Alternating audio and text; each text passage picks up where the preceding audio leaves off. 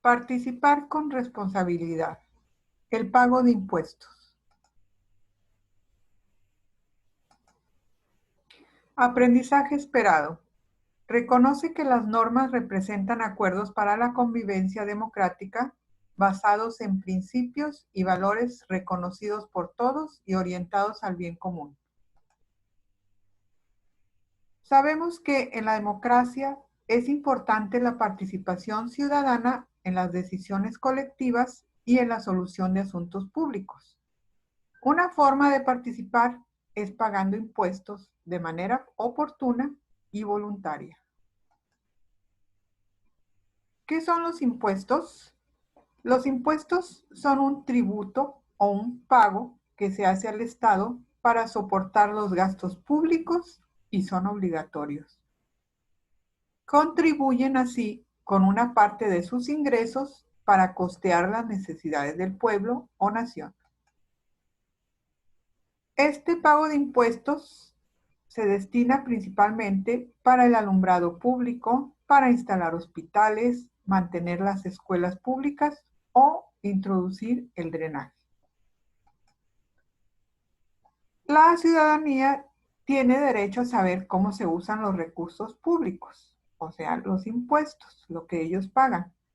Para ello existen instancias como el Instituto Nacional de Transparencia, Acceso a la Información y Protección de Datos Personales, que es el INAI, y mecanismos como la transparencia y la rendición de cuentas.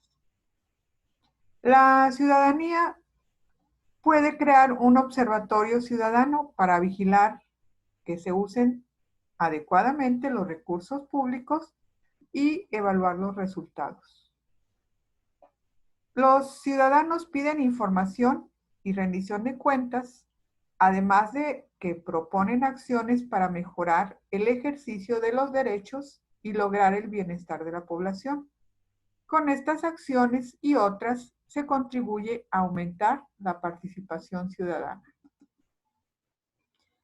Enseguida veremos una pequeña cronología de la recaudación de impuestos en México. Desde el año de 1325 hasta 2006, veremos de qué manera se hacía esta recaudación de impuestos.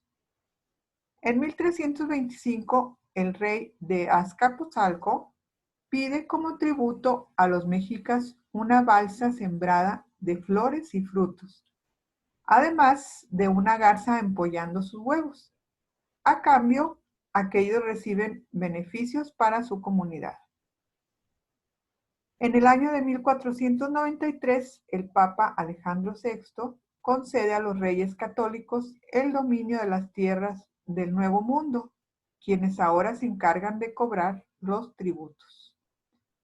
En 1521 se funda el Tribunal de Cuentas, que era la primera oficina de Hacienda.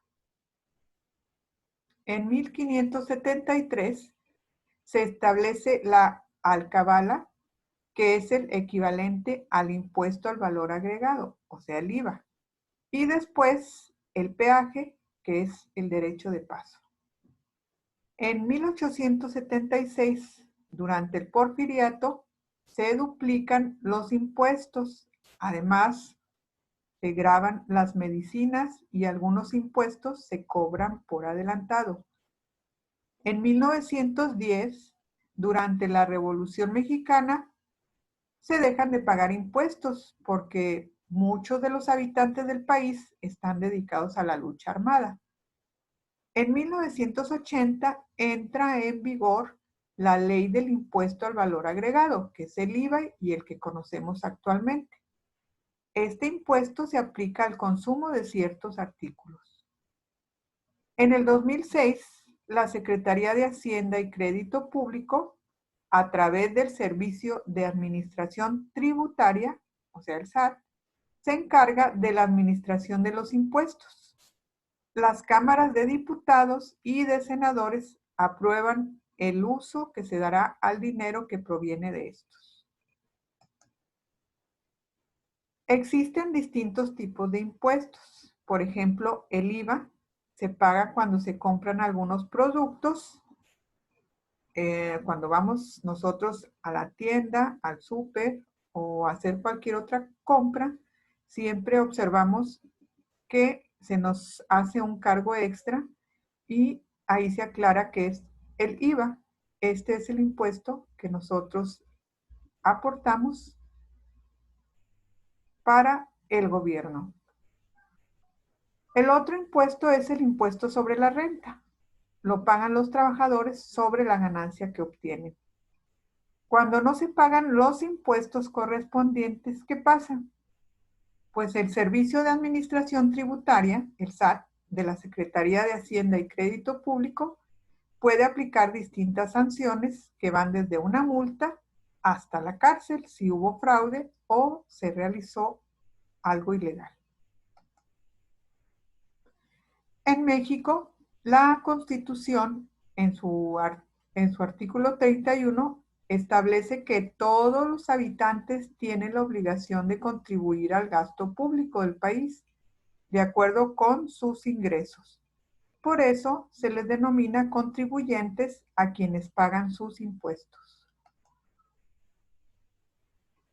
Una forma de cumplir con nuestras responsabilidades como ciudadanos y como gobierno son las siguientes.